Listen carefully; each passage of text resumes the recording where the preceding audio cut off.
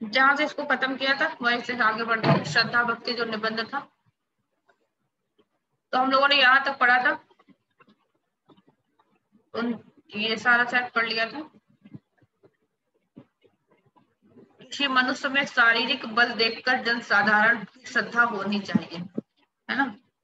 ये पैसे पूरा कर लिया था यहाँ तक। तो यहाँ से चलते हैं, श्रद्धा और भक्ति की बात हो रही थी। श्रद्धा क्या है, भक्ति क्या है, प्रेम क्या है, इन्हीं की बातें कर रहे थे। कौन? रामचंद्र शुक्ल जी। ठीक है।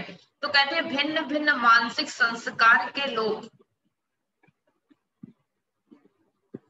भिन्न भिन्न मानसिक संस्कार के लोगों में किसी विषय से संबंध रखने वाली श्रद्धा भिन्न भिन्न मात्र की हुआ करती है।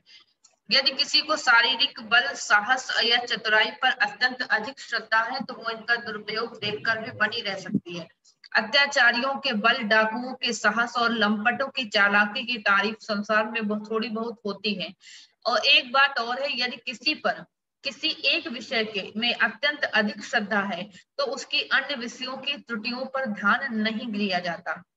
कभी ध्यान भी जाता है तो वे सुहावनी भी लगती हैं, क्योंकि कोई प्रतिभाशाली कवि विलास प्रिय, मद्यप या सनकी है जो अत्यंत काव्य प्रेमी होंगे, उनकी घृणा को उसके दुर्गुण पूर्ण रूप से आकर्षित न कर सकेंगे। यहाँ तक कि उसके इन दुर्गुणों की चर्चा भी बड़ी रुचि के साथ लोग करेंगे और सुनेंगे। बात यह है कि मनुष्य का अंतःकरण एक है, उसकी एक साथ दो परस्पर विरुद्ध स्थितियां नहीं हो सकती हैं। इस प्रकार की मानसिक स्तब्धता को श्रद्धांधता कहते हैं। कहते हैं शुक्ल की, यद्यपि श्रद्धांध समाज में उतना अनर्थकारी नहीं हो सकता, उतना अपराधी नहीं ठहराया जा सकता जितना मदांत, क्रोधांत या ईर्ष्यान्त, पर उसकी श्रद्धा के बढ़ते बढ़ते क्रियमाण रूप धारण करने पर और शील संबंधी चेतना को बिल्कुल जवाब मिल जाने पर समाज को अनिष्ट में ब्याज से सहायता पहुंच सकती है। तो शुक्ल जी इन सारी बातों को बता रहे हैं कि कोई भी व्यक्ति ऐसा है जो हम जिसके प्रति हमारे मन में श्रद्धा है, उसके शारीरिक बल, उसकी साहस या चतुराई पर हमारी श्रद्धा है, या कहते कि अगर, तो कहते कोई अगर कवि है जिस पर हमारी श्रद्धा है, तो कहते उस ऐसे श्रद्धेय व्यक्ति के अंदर अगर कोई दुर्गुण भी होता है तो कहते वो श्रद्धालु को वो दुर्गुण यानी कि दिखता ही नहीं है, वो दुर्गुण में ही प्रशंसा ढूंढ लेता है, उसकी बड़ाई निकाल देता है। तो कहते हैं कि ये दुर्गुण, उसको दुर्गुणों की तरफ उसका मन आकर्षित ही नहीं होता है, उन दुर्गुणों पर उसका ध्यान ही नहीं जाता है, क्योंकि वो उस केवल उसी पे उसके गुणों की ही वो बखान करता है, वो दुर्गुण जो आते हैं। तो शुक्ल जी कहते हैं कि जो ऐसी श्रद्धांधता है, यानी श्रद्धा के प्रति अंधपन, यानी कि अंधापन है, तो ये कहते हैं कि ये समाज के लिए हानिकारक तो है, लेकिन उतनी हानिकारक नहीं है जितनी की क्रोध में अंधा व्यक्ति जो नुकसान करता है, या ईर्ष्यालु व्यक्ति जो ईर्ष्या में जो कार्य करते हैं, तो कहते हैं उनकी अपेक्षा ये उतना खतरनाक नहीं है जितना कि अन्न।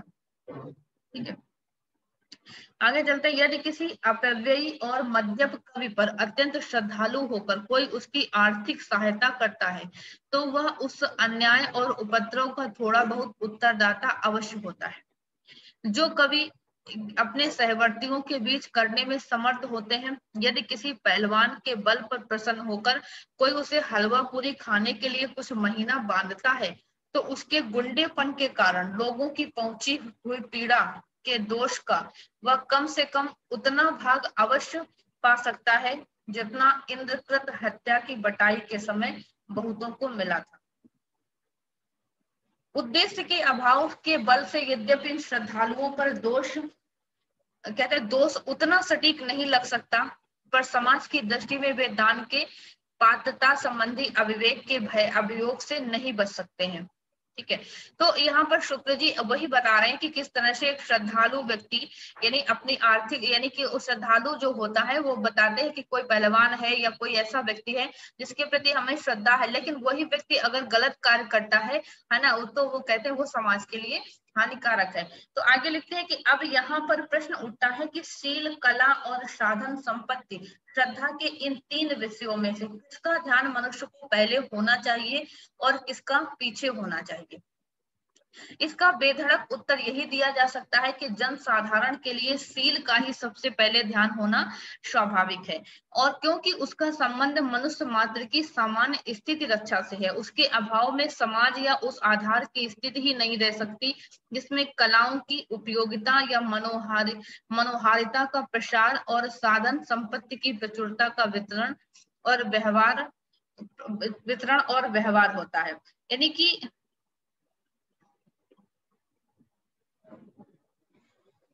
शुक्ल जी यहाँ पर बताते हैं कि अब ये प्रश्न उठता है कि शील, कला और साधन संपत्ति, श्रद्धा के इन तीनों विषयों में से किसका ध्यान मनुष्य को पहले करना चाहिए। यानी कि जो श्रद्धा की ये तीन विषय हैं, कौन सी, शील, कला और साधन संपत्ति, जो भी हमने बात की ऊपर, कहते इनमें से कौन सा ऐसा विषय है जिस पर पहले हमें ध्यान बात करनी चाहिए, जिस विषय पर हमें पहले आना चाहिए। तो वो बताते हैं बताते हैं कि लेकिन जिस पर पहले हमें आना चाहिए, तो कहते हैं कि इसके लिए हमें सबसे पहले मनुष्य को जिसमें आना चाहिए वो है शील, है ना। उसके अभाव में, यानी शील का ही ध्यान सबसे पहले होना चाहिए, और उसके अभाव में समाज या आधार की स्थिति नहीं रह सकती है, ठीक है। और कहते हैं उसके बाद दूसरों की श्रद्धा संसार में अत्यंत वांछनीय वस्तु है, क्योंकि एक प्रकार का ऐसा परकीय निश्चय या विश्वास है जिसके सहारे स्वकीय कार्य सुगम होते हैं और जीवन की कठिनता कम होती है। जिस पर लोगों की अश्रद्धा होती है उसके लिए व्यवहार के सब सीधे और सुगम मार्ग बंद हो जाते हैं। उसे या तो कांटों पर 2.5 कोस 9 दिन में चलना पड़ता है, पर जो किसी दूसरों की श्रद्धा संपादित कर लेता है उसके पैर रखने के लिए फूलों की पंखुड़ियां आजकल लाल बनाते बिछाई जाती हैं। समाज में ये सच्ची वस्तुएं गुणियों और परोपकारियों के लिए हैं, पर इन्हें छीनने और चुराने की ताक में बहुत से चोर, चाई और लुटेरे रहते हैं। और लेकिन शुक्ल जी कहते हैं कि यानी कि जो श्रद्धेय व्यक्ति है, जो श्रद्धालु, जिसके प्रति हमारे मन में श्रद्धा है, कहते हैं जो अश्रद्धा, जिसके प्रति लोगों में अश्रद्धा होती है उसका जीवन, कहते हैं कि उसके लिए सब सीधे और सुगम मार्ग वो बंद हो जाते हैं, उसके लिए जीवन में कठिनाइयां आती हैं, ठीक है। लेकिन जो श्रद्धेय व्यक्ति हो जाता है उसके लिए क्या होता है, उसके जो अनुयायी होते हैं, जो श्रद्धालु जन होते हैं, उसके मार्ग में कहते हैं कि पंखुड़ियां बिछाते हैं, आजकल के जैसे कि लाल लाल बनाते बिछाई जाती हैं। तो कहते हैं उसका मार्ग फूलों के समान कोमल होता है। तो समाज में कहते हैं ऐसे सच्चे और गुणियों और परोपकार, समाज जो है वह समाज में ये वस्तुएं सच्चे और गुणी और परोपकारियों के लिए होती हैं, पर इन्हें छीनने और चुराने की ताक में बहुत से चोर, चाई और लुटेरे रहते हैं, जो इनके द्वारा स्वार्थ साधन करना, अपनी तुच्छ मानसिक वृत्तियों को तृप्त करना चाहते हैं। इनसे समाज को हर घड़ी सावधान रहना चाहिए। इन्हें सामाजिक दंड के लिए सदा सन्नद्ध रहना चाहिए कि ये अनेक रूपों में दिखाई पड़ते हैं। कोई गेरुआ वस्त्र लपेटे, कोई धर्म का डंका पीटता है, कोई देश हितैषिता, कोई लंबा चौका पहने देश होता। यानी कि कहते हैं कि जो दिखावे की राजनीति करते हैं, जो धर्म के नाम पर आडंबर करते हैं, अपने आप को बड़ा महान समझते हैं, है ना, जो और कोई देश का हितैषी बनने की बात करता है, तो कहते हैं कि कोई ये लोग क्या है, सच्चे मन से ये लोग उस श्रद्धा के पात्र नहीं है, ये चोर और लुटेरों की भांति हैं, जो ऐसे आदर्श पुरुषों के गुणों को थोड़ा बहुत चुराने की कोशिश करते हैं, लेकिन वास्तव में ये वैसे अंदर से नहीं होते हैं, दिल से वैसे नहीं होते हैं, ठीक है। तो आगे कहते हैं मनुष्य किसी और 3 प्रकार से प्रवृत्त होता है। किन किन चीजों से? मन से होता है, वचन से और कर्म से। किसी भी कार्य में मनुष्य इन 3 प्रकार से प्रवृत्त होता है, मन, वचन और कर्म से। तो इनमें से मन तो देखने की चीज नहीं है, वाणी और कार्य प्रणाली की नकल की जाती है और बड़ी सफाई से की जाती है। हितोपदेश के गधे ने तो बाघ की खाल ही ओढ़ी थी, पर ये लोग बाघ की बोली भी बोल लेते हैं। कहीं कहीं केवल वचन से ही काम निकल जाता है।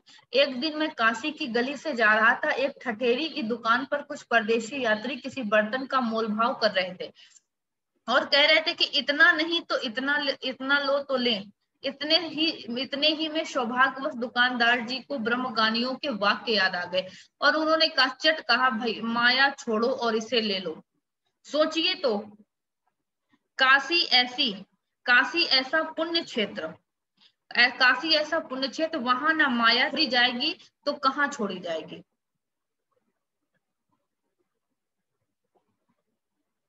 कहते वहां न माया छोड़ी जाएगी तो कहाँ छोड़ी जाएगी। और कहते हैं थोड़े दिन ही हुए किसी लेखक ने कहीं पढ़ा कि प्रतिभाशाली लोग उग्रता और पागलपन लिए होते हैं, तब से वे बराबर अपने में इन दोनों शुभ लक्षणों की स्थापना के यत्न में लगे रहते हैं।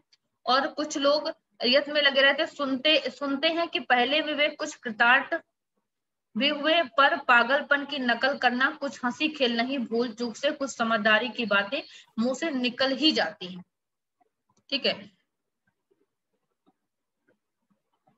एक मिनट दीजिए जरा, तो किसी का कनेक्ट क्यों नहीं हो रहा है, एक मिनट दीजिए जरा।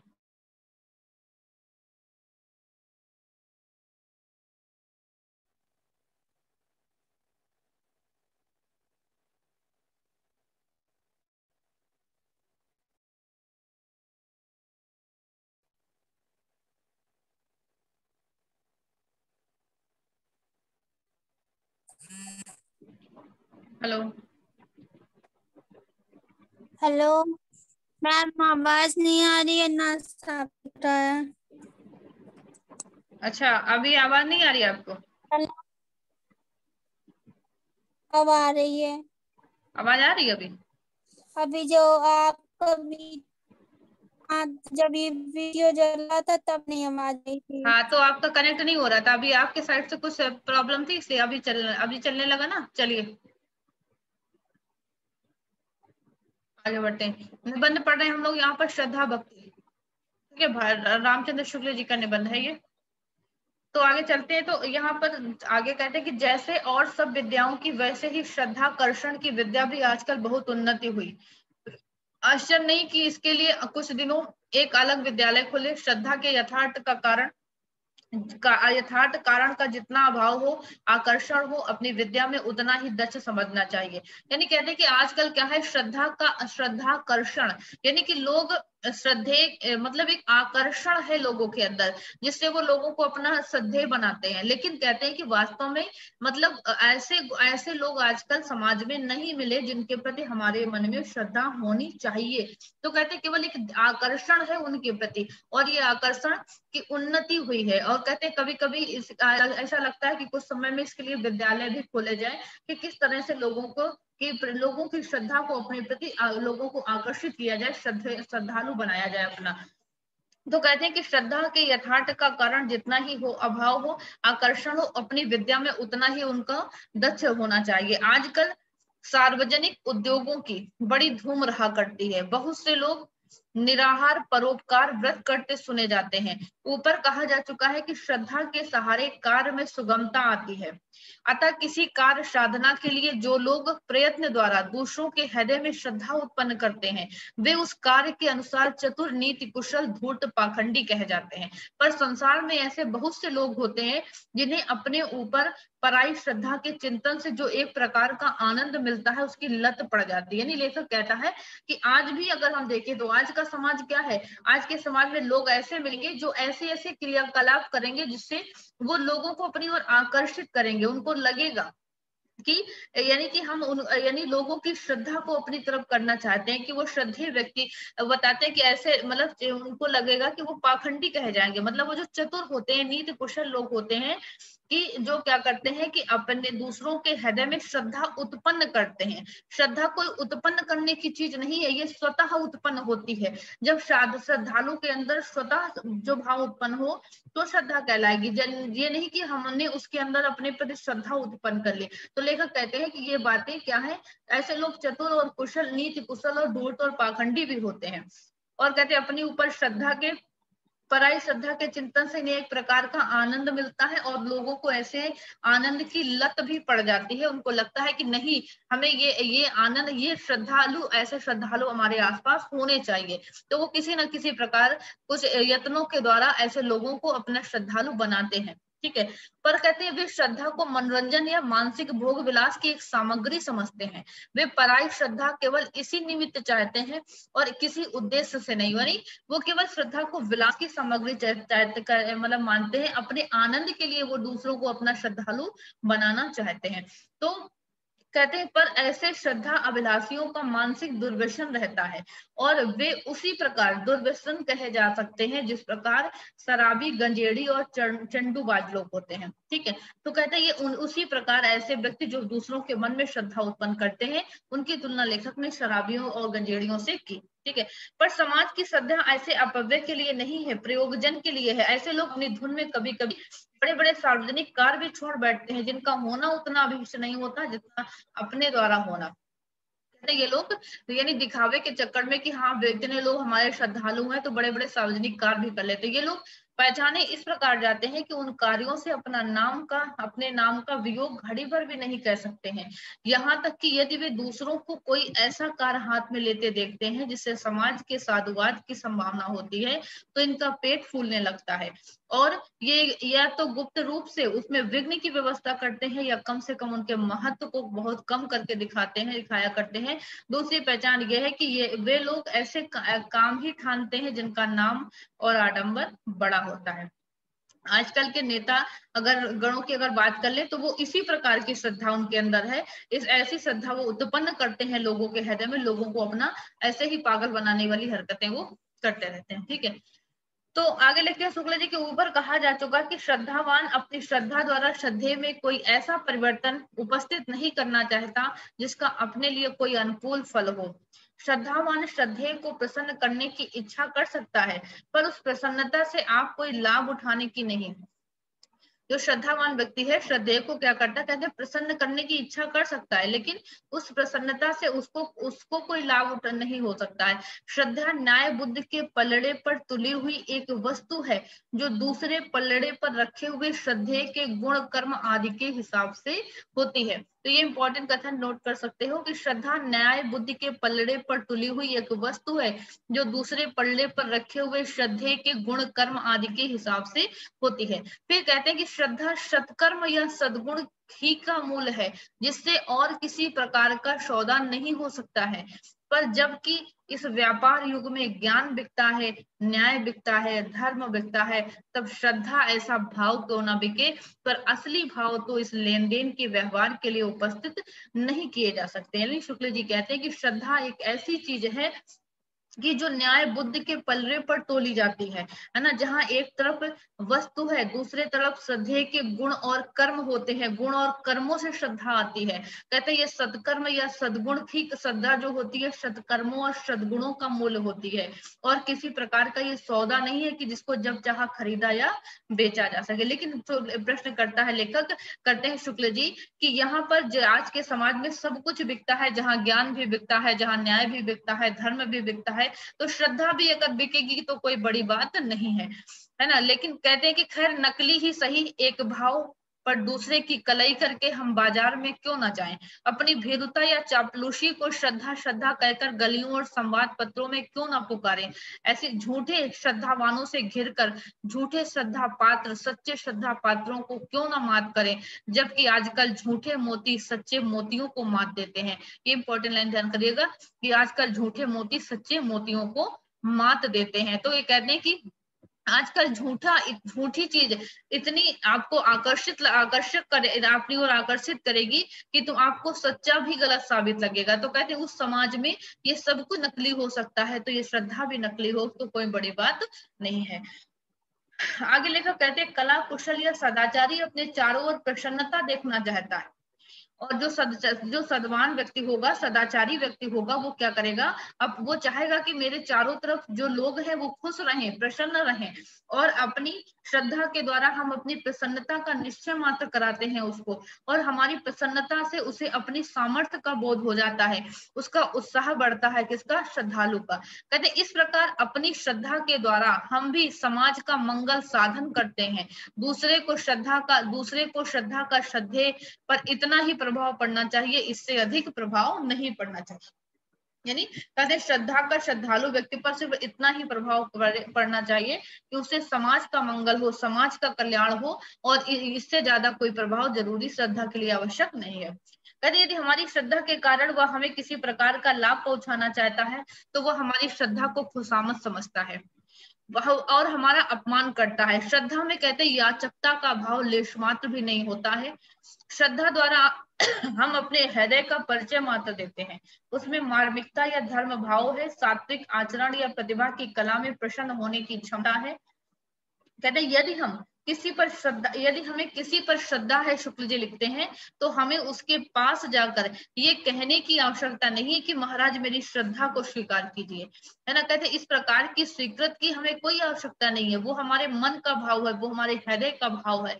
तो कहते हैं कि हम अपने श्रद्धा लिए अपने घर बैठे रह सकते हैं, उसे यह या उसे इस रीत से प्रकट कर सकते हैं जिस पर श्रद्धे का कोई वश ना हो। ये लेकिन हम उसके सामने नहीं कहने जाएंगे कि आपसे हमें श्रद्धा है, आपके गुणों से हम, है ना। तो यदि हमें किसी सुलेखक पर श्रद्धा है, लेखक लिखते हैं, वह हमसे रुष्ट है भी, तो हम उसका सच्चा मित्र चरित्र सच्चा चित्र और उसका चरित्र छाप सकते हैं। इससे इसका स्वत्व हमें समाज द्वारा प्राप्त होता है, इसका हक हमें कानूनन हासिल है। पर वही यदि हम उस सुलेखक से प्रेम करने चलें, उसके साथ साथ लगे रहें और हरदम उसे घेरे रहें, तो वह हमें हटा सकता है। श्रद्धा प्रदर्शित करने का जितना विस्तृत सामाजिक अधिकार हमें प्राप्त है, उतना उसके विपरीत भाव अश्रद्धा या घृणा प्रकट करने का नहीं है। तो लेखक कहते हैं क्योंकि श्रद्धा यदि हमने भूल से या स्वार्थवश प्रकट की है तो किसी की उतनी हानि नहीं है, पर यदि घृणा भूल से या द्वेषवश प्रकट की है तो व्यर्थ का असंतोष और दुख फैल सकता है। ठीक है, तो आगे लिखते हैं श्रद्धा के 3 विषय बताए, शील और प्रतिभा साधन संपन्न। शील या धर्म से कहते हैं समाज की स्थिति होती, प्रतिभा से रंजन और साधन संपत्ति से शील साधन और प्रतिभा तीन दोनों का विकास होता है। तो कहते हैं श्रद्धेय समाज की स्थिति या सुख का विधान करता है, समाज उसकी स्थिति और सुख का विधान करता है। समाज अपने श्रद्धालु प्रतिनिधियों को कभी तो उससे आपत्ति से बचाने के लिए भेजता है, कभी कुछ भेंट उसके सामने रखने के लिए श्रद्धावश जो दान दिया जाता है वह उसी प्रकार की भेंट होती है। तो कहते हैं सच्चा दान अगर लोग करते हैं श्रद्धालु के प्रति या किसी व्यक्ति के प्रति, तो कहते हैं वो 2 प्रकार का होता है सच्चा दान। कैसा? जो श्रद्धावश जो दान दिया जाता है वो उसी प्रकार की भेंट है। सच्चा दान 2 प्रकार का होता है, एक वह जो दयावश दिया जाता है, दूसरा वह जो श्रद्धावश दिया जाता है। ठीक है, कोई दान हम कर रहे हैं, किसी की स्थिति को देखकर, दयनीय स्थिति को देखकर दया हमारे मन में आई, द्रवीभूत हमारा मन हो गया, तो हमने जो दान किया वो दया से वशीभूत होकर किया। अगर किसी के गुणों और उससे प्रसन्न होकर हमने कोई दान किया तो वो क्या है, उस व्यक्ति के प्रति हम श्रद्धालु यानी श्रद्धेय होकर हमने वो दान दिया, तो वो श्रद्धावश दान हो जाता है। ठीक है, आगे कहते हैं पंडितों, विद्वानों और धार्मिकों को जो दान दिया जाता है वो क्या होता है, दयावश दान दिया जाता है। अंधों, लूलों, लंगड़ों को जो दान दिया जाता है वो श्रद्धावश दिया जाता है। एक चीज ध्यान रखिएगा, क्वेश्चन ये अगर बन भी जाए कि कोई अंधा व्यक्ति मिलता है तो उसको अगर आप कोई दान देंगे तो वो दान क्या कहलाएगा, श्रद्धावश दान कहलाएगा कि या दयावश कहलाएगा? आप चटाक से आंसर क्या लगा दोगे, दयावश लगा दोगे।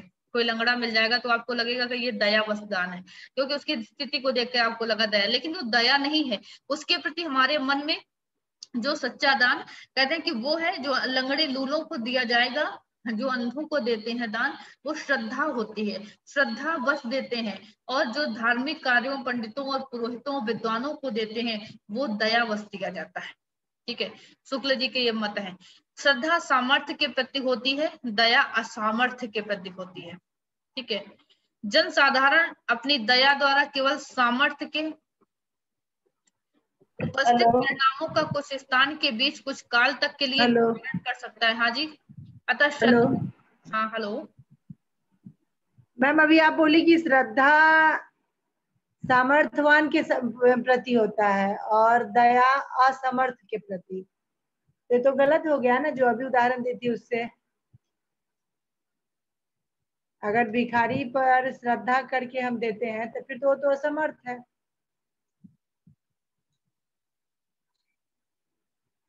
हेलो, इसको देखते हैं आगे। शुक्ला जी ने देखो ये लिखा कि यहाँ पर ये हमारा कुछ अपने से बनाया हुआ नहीं है। शुक्ला जी लिखते हैं समाज में श्रद्धालु प्रतिनिधियों में कभी तो यानी कहाँ गया, सच्चा दान 2 प्रकार का होता है।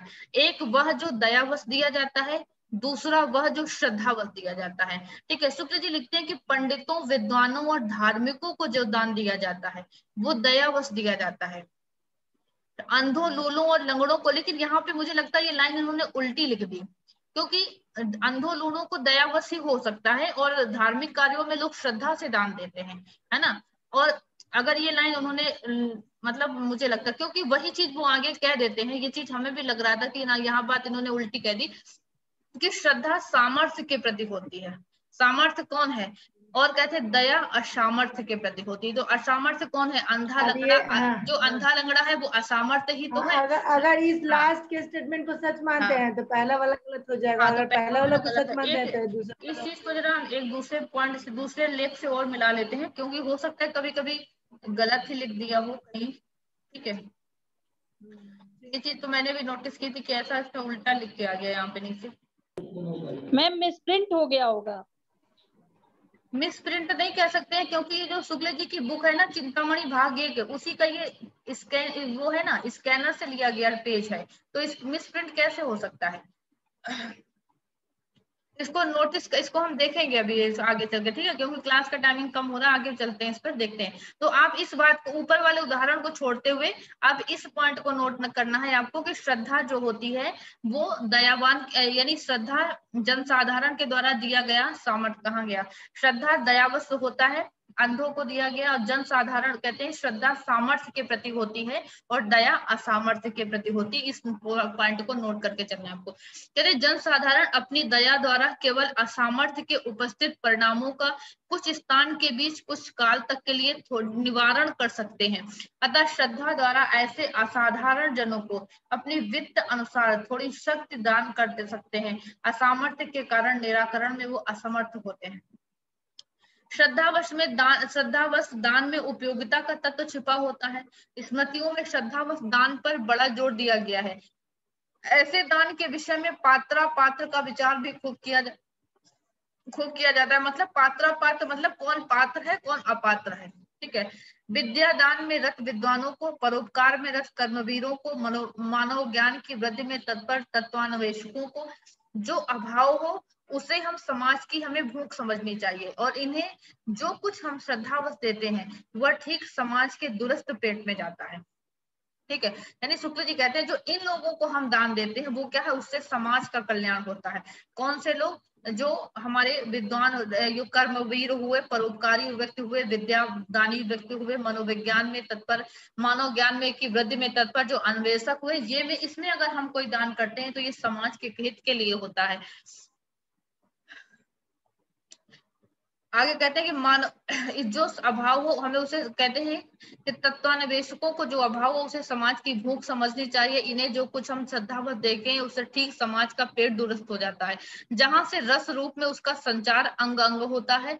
इसके विरुद्ध स्वार्थियों, अन्यायियों आदि का जो कुछ दिया जाता है वह समाज के अंग में उसी प्रकार नहीं लगता जिस प्रकार अतिसार या संग्रहणी वालों को खिलाया हुआ अन्न, यानी जैसे अतिसार की बीमारी, जो बीमारी होती, कहते हैं या कोई जिनको कोई चीज खिला दिया जाए, अन्न खिला दिया जाए तो वो पचता नहीं है, वैसे ही स्वार्थियों या व्यक्तियों को अगर हम कोई दान देते हैं तो ये इनके लिए भी वो दिया हुआ दान हमारा व्यर्थ ही होता है।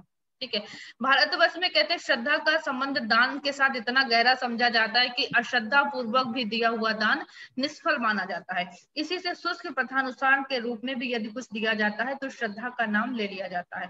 पंडितों पुरोहितों को देते हुए यजमान कहता है कि महाराज इतनी ही श्रद्धा है। पंडित पुरोहित भी कहते हैं जितनी श्रद्धा हो उतनी ही दो। यद्यपि इन पंडितों और पुरोहितों के संबंध में सदा यह निश्चित नहीं रहता कि वे बड़े विद्वान, बड़े धार्मिक या परोपकारी हैं। ठीक है, लेकिन ऐसा वो भी कहते हैं कि जितनी श्रद्धा है उतना रखिए, और वो भी कहते हैं कि इतनी ही श्रद्धा है, यजमान भी कहता है तो उतना ही वो देता है। ठीक है, तो कहते हैं मनोविकार के उपयुक्त विषयों के निश्चय में कभी कभी बुद्धि की भी बहुत बड़ी आवश्यकता होती है, क्योंकि एक ही व्यक्ति के प्रति किसी को श्रद्धा होती है और किसी को अश्रद्धा। इसका कारण घृणा के अंतर्गत अच्छी तरह दिखा, यानी वो कहते हैं कि मान लीजिए किसी व्यक्ति के प्रति हमारे मन में अपार श्रद्धा है, किसी कोई दूसरा आता है वो उसी व्यक्ति के प्रति उसके मन में एक अश्रद्धा का भाव है, तो ये क्या है, ये शुक्ल जी कहते हैं ये मनोविकार है, यानी ये बुद्धि के कारण होता है, अपनी अपनी बुद्धि के हिसाब से ये, और इसके अंतर्गत घृणा का भाव जब मन में होता है तब ऐसे विचार हमारे सामने आते हैं।